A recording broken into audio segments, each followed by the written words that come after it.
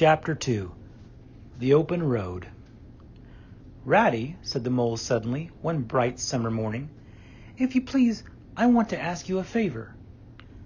The rat was sitting on the river bank singing a little song. He had just composed it himself, so he was very taken up with it, and would not pay proper attention to mole or anything else. Since early morning he had been swimming in the river, in company with his friends the ducks. And when the ducks stood on their heads suddenly, as ducks will, he would dive down and tickle their necks, just under where their chins would be, if ducks had chins, till they were forced to come to the surface again in a hurry, spluttering and angry and shaking their feathers at him, for it is impossible to say quite all you feel when your head is under water. At last they implored him to go away and attend to his own affairs, and leave them to mind theirs. So the rat went away and sat on the river bank in the sun, and made up a song about them, which he called Duck's Ditty. "All along the backwater, through the rushes tall, ducks are a-dabbling, up tails all. Duck's tails, drake's tails, yellow feet a-quiver, yellow bills all out of sight, busy in the river. Slushy green undergrowth where the roach swim, here we keep our larder, cool and full and dim. Everyone for what he likes, we like to be heads down, tails up, dabbling free. High in the blue above, swift swirl and call, we are down a-dabbling, up tails all." "I don't know that I think so very much of that little song, Rat," observed the mole cautiously. He was no poet himself, and didn't care who knew it, and he had a candid nature. "Nor don't the ducks neither," replied the rat cheerfully. "They say, why can't fellows be allowed to do what they like when they like and as they like, instead of other fellows sitting on banks and watching them all the time, and making remarks and poetry and things about them? What nonsense it all is! That's what the ducks say." So it is, said the mole, with great heartiness. "No, it isn't," cried the rat indignantly. "Well, then, it isn't, replied the mole soothingly. "But what I wanted to ask you was, won't you take me to call on Mr. Toad? I've heard so much about him, and I do so want to make his acquaintance." "Why, certainly," said the good-natured rat, jumping to his feet and dismissing poetry from his mind for the day. "Get the boat out, and we'll paddle up there at once. It's never the wrong time to call on Toad. Early or late, he's always the same fellow. Always good-tempered, always glad to see you, always sorry when you go." "He must be a very nice animal," observed the mole, as he got into the boat and took the sculls, while the rat settled himself comfortably in the stern. "He is indeed the best of animals," replied Rat. "So simple, so good-natured, and so affectionate. Perhaps he's not very clever, we can't all be geniuses, and it may be that he is both boastful and conceited, but he has got some great qualities, has Toady." Rounding a bend in the river, they came in sight of a handsome, dignified old house of mellowed red brick, with well-kept lawns reaching down to the water's edge. "There's Toad Hall," said the rat, "and that creek on the left, where the notice board says, 'Private, no landing allowed,' leads to his boathouse, where we'll leave the boat. The stables are over there to the right. That's the banqueting hall you're looking at now. Very old, that is. Toad is rather rich, you know, and this is really one of the nicest houses in these parts, though we never admit as much to Toad." They glided up the creek, and the mole shipped his sculls as they passed into the shadow of a large boathouse. Here they saw many handsome boats, slung from the cross beams or hauled up on a slip, but none in the water, and the place had an unused and a deserted air. The rat looked around him. "I understand," said he. "Boating is played out. He's tired of it and done with it. I wonder what new fad he has taken up now. Come along and let's look him up. We shall hear all about it quite soon enough." They disembarked and strolled across the gay flower-decked lawns in search of Toad, whom they presently happened upon resting in a wicker garden chair, with a preoccupied expression of face and a large map spread out on his knees. "Hooray!" he cried, jumping up on seeing them. "This is splendid." He shook the paws of both of them warmly, never waiting for an introduction to the mole. "How kind of you," he went on, dancing round them. "I was just going to send a boat down the river for you, Ratty, with strict orders that you were to be fetched up here at once, whatever you were doing. I want you badly, both of you. Now, what will you take? Come inside and have something. You don't know how lucky it is you're turning up just now." "Let's sit quiet a bit, Toady," said the rat, throwing himself into an easy chair, while the mole took another by the side of him and made some civil remark about Toad's delightful residence. "Finest house on the whole river," cried Toad boisterously, "or anywhere else, for that matter," he could not help adding. Here the rat nudged the mole. Unfortunately, the toad saw him do it and turned very red. There was a moment's painful silence. Then Toad burst out laughing. "All right, Rat," he said. "It's only my way, you know. And it's not such a very bad house, is it? You know, you rather like it yourself. Now look here, let's be sensible. You are the very animals I wanted. You've got to help me. It's most important." "It's about your rowing, I suppose," said the rat, with an innocent air. "You're getting on fairly well, though you splash a good bit still. With a great deal of patience and any quantity of coaching, you may—" "Oh, pooh, boating," interrupted the toad, in great disgust. "Silly, boyish amusement. I've given that up long ago. Sheer waste of time, that's what it is. It makes me downright sorry to see you fellows, who ought to know better, spending all your energies in that aimless manner. No, I've discovered the real thing, the only genuine occupation for a lifetime. I propose to devote the remainder of mine to it, and can only regret the wasted years that lie behind me, squandered in trivialities. Come with me, dear Ratty, and your amiable friend also, if he will be so very good, just as far as the stable-yard, and you shall see what you shall see." He led the way to the stable-yard accordingly, the rat following with a most mistrustful expression. And there, drawn out of the coach-house into the open, they saw a gypsy caravan, shining with newness, painted a canary yellow picked out with green and red wheels. "There you are," cried the toad, straddling and expanding himself. "There's real life for you, embodied in that little cart. The open road, the dusty highway, the heath, the common, the hedgerows, the rolling downs, camps, villages, towns, cities. Here today, up and off to somewhere else tomorrow. Travel, change, interest, excitement, the whole world before you, and a horizon that's always changing. And mind, this is the very finest cart of its sort that was ever built, without any exception. Come inside and look at the arrangements. Planned them all myself, I did." The mole was tremendously interested and excited, and followed him eagerly up the steps and into the interior of the caravan. The rat only snorted and thrust his hands deep into his pockets, remaining where he was. It was indeed very compact and comfortable. Little sleeping bunks, a little table that folded up against the wall, a cooking stove, lockers, bookshelves, a bird cage with a bird in it, and pots, pans, jugs, and kettles of every size and variety. "All complete," said the toad triumphantly, pulling open a locker. "You see, biscuits, potted lobster, sardines, everything you can possibly want.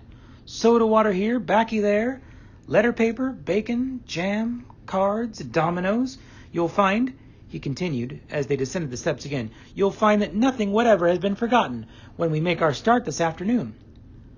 "I beg your pardon," said the rat slowly, as he chewed a straw, "but did I overhear you say something about we and start and this afternoon?"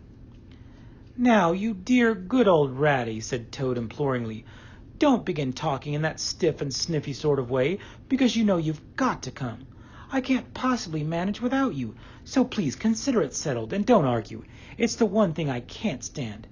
You surely don't mean to stick to your dull, fusty old river all your life and just live in a hole in a bank and boat? I want to show you the world. I'm going to make an animal of you, my boy." "I don't care," said the rat doggedly. "I'm not coming, and that's flat.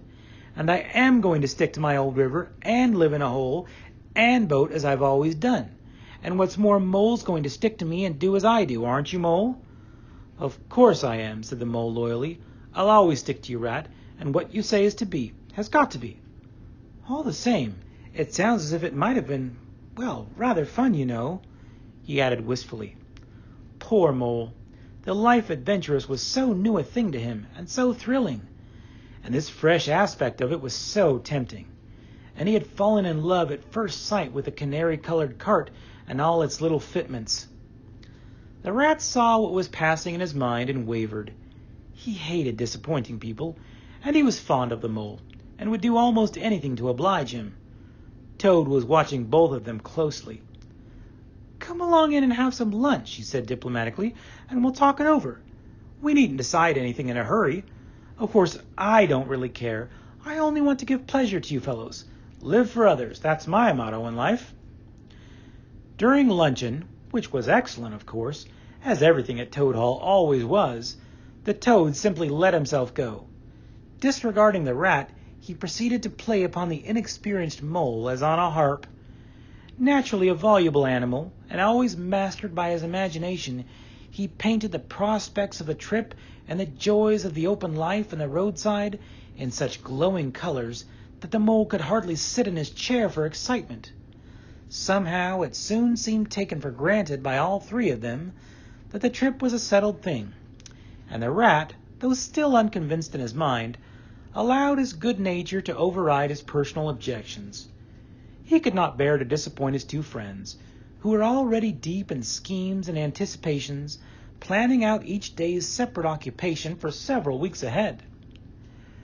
When they were quite ready, the now triumphant Toad led his companions to the paddock and set them to capture the old gray horse, who, without having been consulted, and to his own extreme annoyance, had been told off by Toad for the dustiest job in this dusty expedition.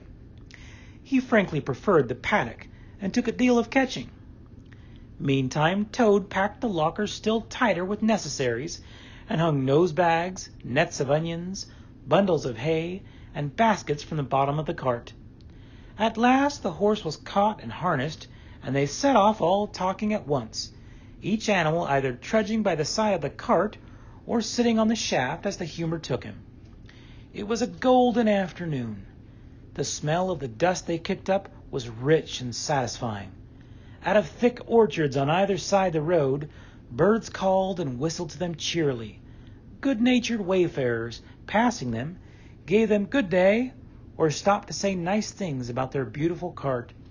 And rabbits, sitting at their front doors in the hedgerows, held up their forepaws and said, "Oh my, oh my, oh my." Late in the evening, tired and happy and miles from home, they drew up on a remote common far from habitations, turned the horse loose to graze, and ate their simple supper sitting on the grass by the side of the cart. Toad talked big about all he was going to do in the days to come, while stars grew fuller and larger all around them, and a yellow moon, appearing suddenly and silently from nowhere in particular, came to keep them company and listen to their talk. At last they turned into their little bunks in the cart, and Toad, kicking out his legs, sleepily said, "Well, good night, you fellows. This is the real life for a gentleman. Talk about your old river." "I don't talk about my river," replied the patient rat. "You know I don't, Toad, but I think about it," he added pathetically in a lower tone. "I think about it all the time." The mole reached out from under his blanket, felt for the rat's paw in the darkness, and gave it a squeeze. "I'll do whatever you like, Ratty," he whispered. "Shall we run away tomorrow morning quite early, very early, and go back to our dear old hole on the river?" "No, we'll see it out," whispered back the rat. "Thanks awfully, but I ought to stick by Toad till this trip is ended. It wouldn't be safe for him to be left to himself. It won't take very long. His fads never do. Good night." The end was indeed nearer than even the rat suspected. After so much open air and excitement, the Toad slept very soundly, and no amount of shaking could rouse him out of bed next morning. So the mole and rat turned to, quietly and manfully, and while the rat saw to the horse and lit a fire, and cleaned last night's cups and platters, and got things ready for breakfast, the mole trudged off to the nearest village, a long way off, for milk and eggs and various necessaries the Toad had, of course, forgotten to provide. The hard work had all been done, and the two animals were resting, thoroughly exhausted, by the time Toad appeared on the scene, fresh and gay, remarking what a pleasant, easy life it was they were all leading now, after the cares and worries and fatigues of housekeeping at home. They had a pleasant ramble that day over grassy downs and along narrow by-lanes, and camped, as before, on a common, only this time the two guests took care that Toad should do his fair share of work. In consequence, When the time came for starting next morning, Toad was by no means so rapturous about the simplicity of the primitive life, and indeed attempted to resume his place in his bunk, whence he was hauled by force. Their way lay, as before, across country by narrow lanes, and it was not till the afternoon that they came out on the high road, their first high road, and there disaster, fleet and unforeseen, sprang out on them. Disaster momentous indeed to their expedition, but simply overwhelming in its effect on the after career of Toad. They were strolling along the high road easily, the mole by the horse's head, talking to him, since the horse had complained that he was being frightfully left out of it, and nobody considered him in the least. The Toad and the Water Rat walking behind the cart talking together. At least Toad was talking, and Rat was saying at intervals, "Yes, precisely, and what did you say to him?" and thinking all the time of something very different, when far behind them they heard a faint, warning hum, like the drone of a distant bee. Glancing back, they saw a small cloud of dust, with a dark center of energy, advancing on them at incredible speed, while from out the dust a faint poop-poop wailed like an uneasy animal in pain. Hardly regarding it, they turned to resume their conversation, when in an instant, as it seemed, the peaceful scene was changed, and with a blast of wind and a whirl of sound that made them jump for the nearest ditch, it was on them. The poop-poop rang with a brazen shout in their ears. They had a moment's glimpse of an interior of glittering plate glass and rich morocco, and the magnificent motor car, immense, breath-snatching, passionate, with its pilot tense and hugging his wheel, possessed all earth and air for the fraction of a second, flung an enveloping cloud of dust that blinded and enwrapped them utterly, and then dwindled to a speck in the far distance, changed back into a droning bee once more. The old gray horse, dreaming, as he plodded along, of his quiet paddock, in a new raw situation such as this, simply abandoned himself to his natural emotions, rearing, plunging, backing steadily in spite of all the mole's efforts at his head, and all the mole's lively language directed at his better feelings. He drove the cart backward towards the deep ditch at the side of the road. It wavered an instant, then there was a heart-rending crash, and the canary-colored cart, their pride and their joy, lay on its side in the ditch, an irredeemable wreck. The rat danced up and down in the road, simply transported with passion. "You villains!" he shouted, shaking both fists. "You scoundrels! You highwaymen! You road hogs! I'll have the law of you! I'll report you! I'll take you through all the courts!"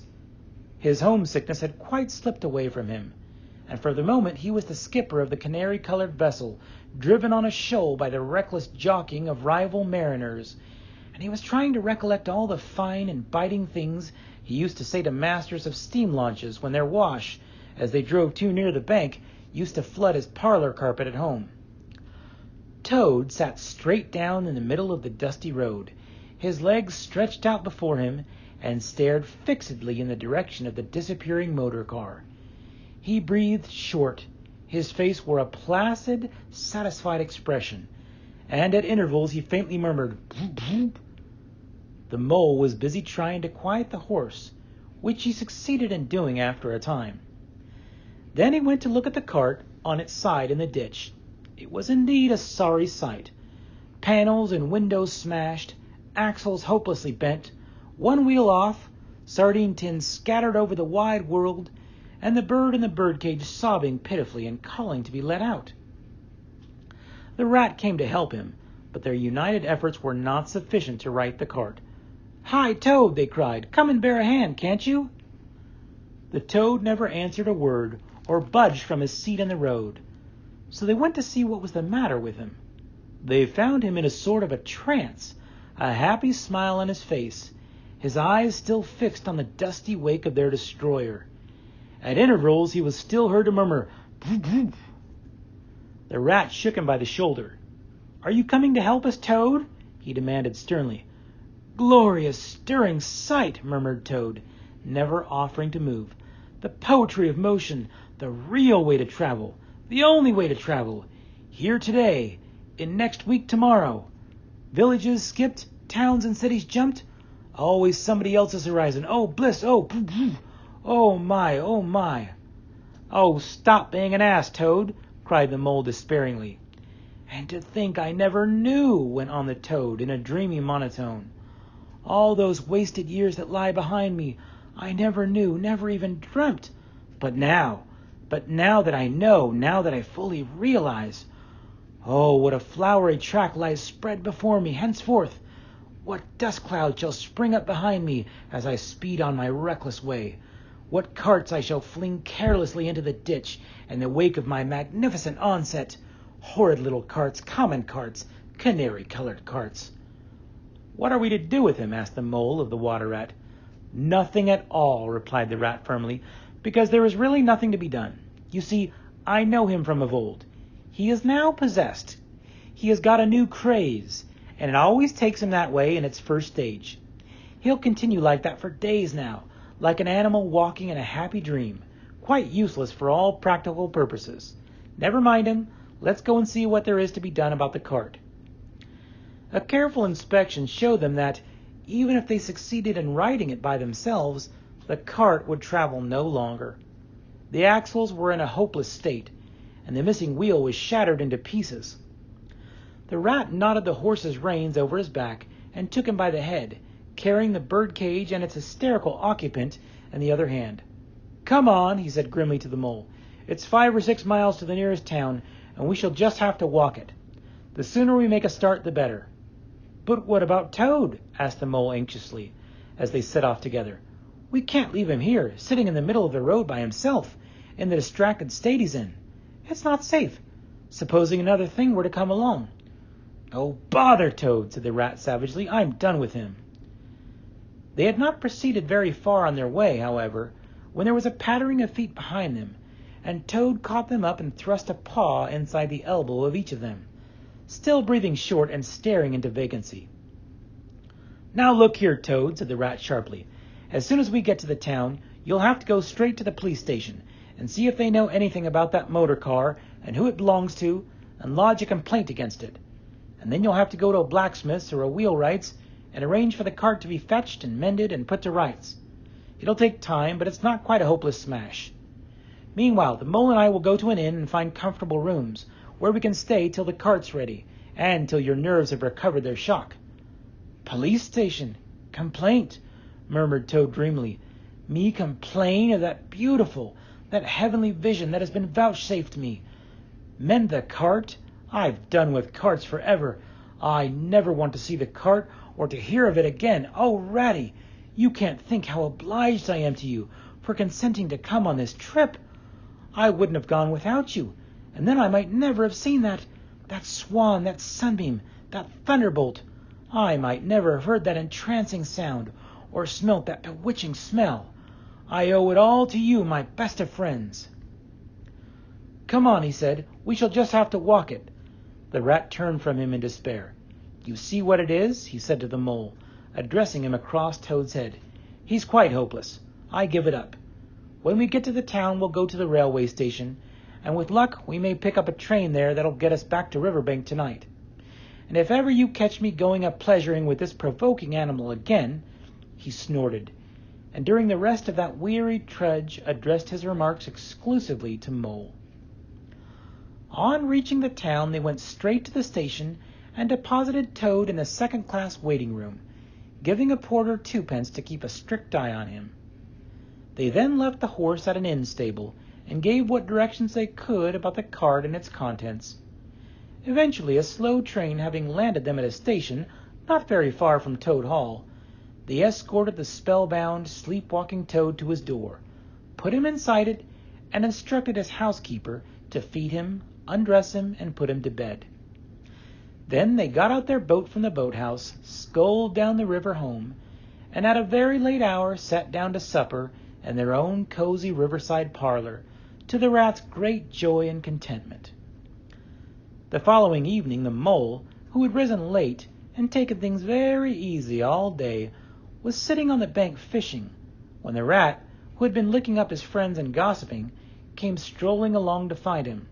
"Heard the news?" he said. There's nothing else being talked about all along the riverbank.